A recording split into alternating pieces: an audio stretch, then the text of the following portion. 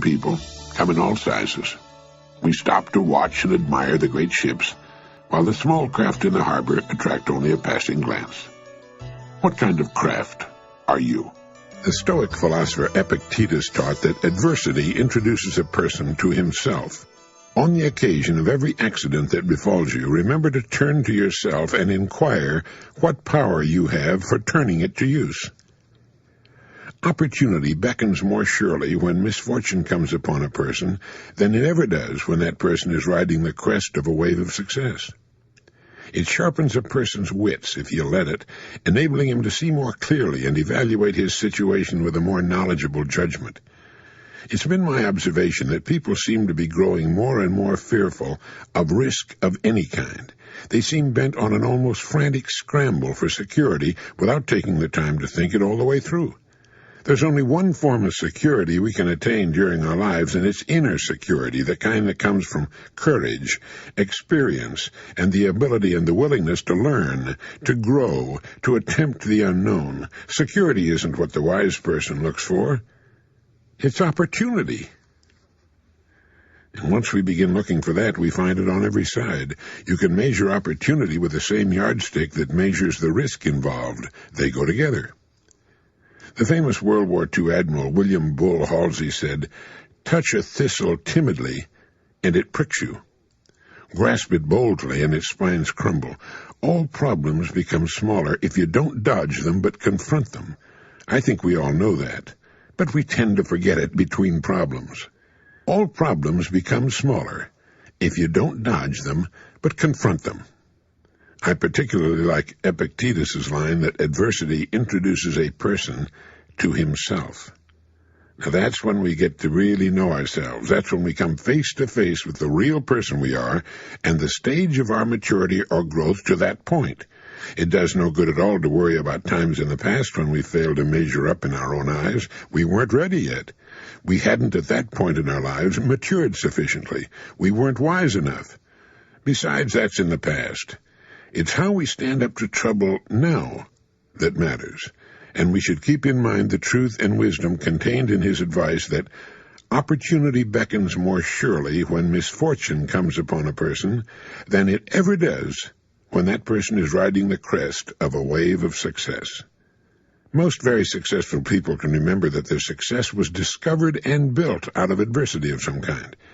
It's not the problems that beset us. Problems are surprisingly pretty much the same for millions of others. It's how we react to problems that determines not only our degree of growth and maturity, but our future success, and perhaps much of our health. It's good to get rid of that word security once and for all. It makes us feel free again, as we felt as children, and we begin to see what this business of living is all about. We begin to really enjoy it. Have you ever given much thought to the idea that the spoils in life go to the risk takers? If you'll give it some thought, I think you'll come up with the same solution I arrived at. A survey indicated that 98% of the men in the country are looking for security in their work. That is, they're mainly interested in losing themselves deep in the warm, nourishing viscera of some large corporation, which is fine. I'm not knocking it. I'm just commenting on it. But these are not, as a rule, the risk takers. They're more the play-it-safers. And while they can have good and successful careers all their working lives, the chances are against their hitting the big jackpot. Now, the reason I say this is because this sort of life, as a rule, does not encourage a man to do much more than he has to do, and he'll usually spend his free time, which comes to something like 72 hours a week when he's neither working nor sleeping, in pursuits not calculated to help him get ahead in the world. Now, the man who risks his spare time writing a book, painting pictures, fiddling with inventions, continuing his education, is generally the one in this kind of milieu who will advance above his fellows. But the man who risks all of his time on a goal he wants to reach, on a dream in his heart, who stakes his livelihood and the livelihood of his family upon his own brains and the proper use of his time, and tackles the world single-handed, here's the risk-taker to whom the spoils will generally accrue. Now, I'm not talking about the impractical dreamer and stargazer. I'm talking about the man of action who gets out and raises the dust in the world. He might take some king-size pratfalls and be snickered at by friends and relatives of a more conservative bent, but he'll usually make the grade if he stays with it, and earn their admiration, if not envy, before he's through. You know, One of the biggest factors in his favor is the size of the group he belongs to. According to the most reliable figures I can find, this risk-taker belongs to only about 2% of the population. And since he's generally working on an idea that will in some way serve the big 98%, the odds swing rather favorably to his side. Additionally, a man on his own must think. He must devote more of his days to thinking. Conversely, the man with a good, steady job who's familiar with his work and surroundings can go along pretty well from day to day without doing any creative thinking at all. And as I said, we have a tendency to do no more than we have to. Anybody who spends a good deal of his time thinking is going to come up with a good idea once in a while. The law of averages is definitely on his side. And if you'll think about it a minute, you'll realize that he only needs a few, maybe only one really good idea to make it big. Now, the more you think about it and analyze it, the more it makes you think that what appears to be the risk-taker really isn't nearly as big a risk-taker as you might imagine. The cards are stacked pretty well for him from several important standpoints. But as I said in the beginning, the spoils definitely go to the risk-taker. Life is full of hidden contradictions. One is that the man who thinks he's playing it safe really isn't, and the man who seems to be taking the greatest risks, considering the law of averages, is playing it safest. People who do well in the world, being creative and willing to take a calculated risk, are people who manage to overcome the fear of laughter. Anytime you attempt anything in which you risk failure, you run the risk of having people laugh at you. A college professor worked for many years on an invention. He tramped all over New England trying to interest capital in his device for making the human voice travel along a wire. The people laughed at him. It was, of course, plumb idiotic, they said, to suppose that the human voice could be carried along a wire and heard for many miles or even for a single mile. But our old friend and benefactor Alexander Graham Bell could not be laughed out of it, and every time we pick up the telephone, we salute the man who stayed on course despite the laughter. Millions of people laughing in derision could not hurt us an iota, but we stand in mortal terror of it. Men and women who can prove themselves heroes in great crises tremble before derision. It's a queer quirk of human nature we probably develop as children. It has cost much. It's changed the history of the world. Sometimes the price of a laugh has meant the slamming of a door of fame and fortune, or even immortality. Elias Howe invented the sewing machine, but it nearly rusted away before the American women stopped laughing about it and could be persuaded to make use of it. With their sewing done so quickly, they argued, what would they ever do with all their spare time? So a biographer paints a tragic picture. The man who had done more than any other to lighten the work of women was forced to borrow a suit of clothes on an occasion of a public appearance. Men are as bad as women when it comes to resisting new ideas.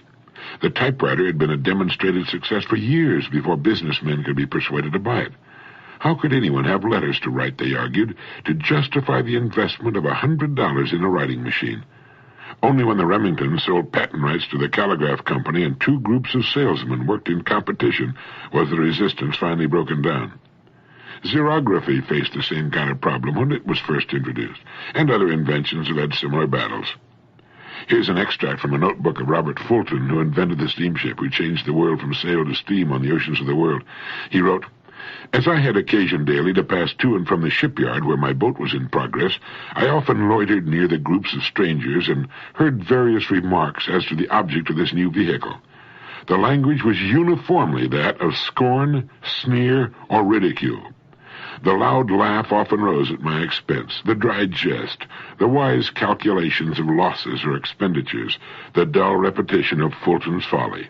Never did a single encouraging remark, a bright hope, a warm wish cross my path. Never did a single encouraging remark, a bright hope, a warm wish cross my path. And that's about what you can expect when you try something new. Emerson once commented that no one ever falls ill, but that passers-by idly hope that he will die. And the same perversity and built-in envy cause people to think or hope that any new idea or plan that runs counter to established principle will fail.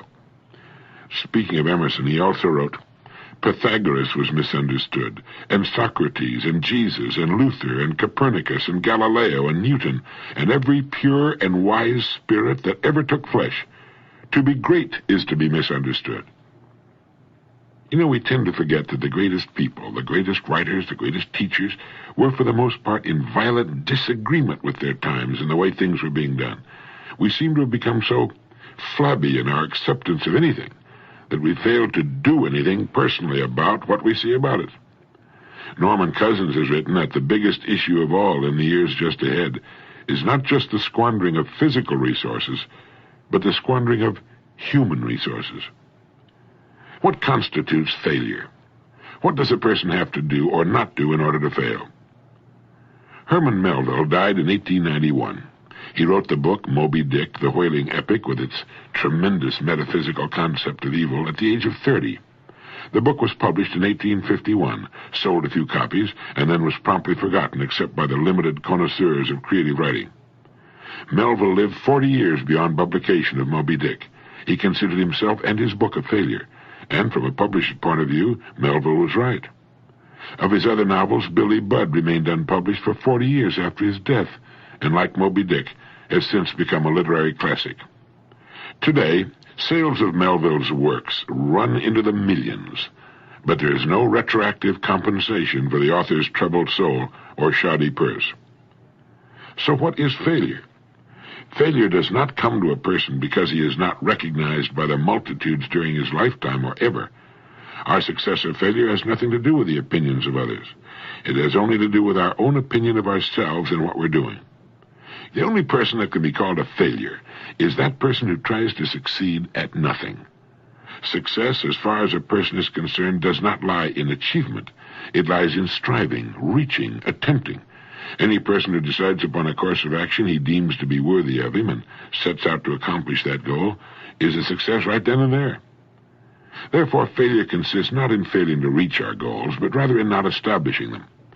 Failure consists of not trying, and certainly Melville and all the others who were not recognized until long after their death were successful during their lives because of the fact that they strove all of their lives and gave to their work the best that was in them. And for every Melville that we read about, there have been millions of men and women equally successful, of whom we'll never hear.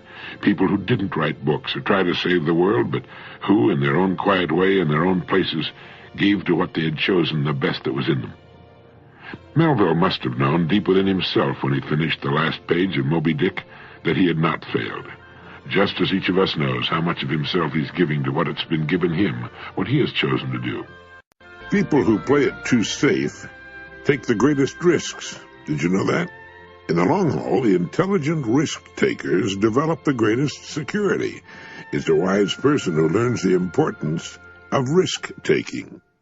During World War II, psychologist E. Paul Torrance made a study of United States aces flying in the Pacific Theater of Operations. He reported that the most salient characteristic of the ace was his risk-taking ability. Throughout his life, he had kept testing the limits of his abilities, and the life histories of these men showed that they were highly resistant to accidents, and in combat they suffered fewer casualties than pilots who were inclined to play it safe. Dr. Torrance said, "Living itself is a risky business. If we spent half as much time learning how to take risks as we spend avoiding them, we wouldn't have nearly so much to fear in life." In all walks of life, the most successful people are the risk-takers. Now, by that I mean they risk believing in their own ideas, striking out toward their own goals, standing up for what they believe to be right. They take the risk of being different when they believe in something. Now, this has a tendency to make the going a little tougher for a while, but they almost always wind up ahead of the game eventually. Risk-takers realize there's nothing wrong with an occasional failure. The play-it-safers seem to think a failure means the end of the world. The risk-takers are not foolhardy. Getting back to the World War II aces for a moment, it was found that these men were very fussy about their airplanes, armament, and equipment. They were painstaking in preparation, highly disciplined in following instructions and what they'd been taught. But in an encounter with the enemy, they would immediately take charge and go on the offense. The best defense is often a good offense. The best pass defense in football is to rush the quarterback. When a storm comes up, ships in the harbor head for the raging open sea unless they're protected in slips. In the harbor, they could drag their anchors and wind up on the beach or the breakwater. So what appears to be risk-taking is often the most intelligent course to follow. It leads to security, while what would appear to be the safest course of action can lead to disaster or simply nowhere. A young woman whose romance had gone on the rocks told her mother that she was never going to permit herself to fall in love again. You only get hurt, she said. And if you don't fall in love, her mother said, you don't live. It's another one of those risks the successful person is willing to take. Everyone runs risks, quite sizable risks, every day of his life, risks he takes for granted or isn't even aware of. But when an unusual situation comes along that involves risk-taking, how do you decide whether or not to go ahead? When a situation comes along that involves risk and you don't know whether to go ahead or hold back, reassess your goals. What are you trying to accomplish? What are you working toward? Will taking this risk, if it works out successfully, help you toward your goals? There's nothing some people like to do better than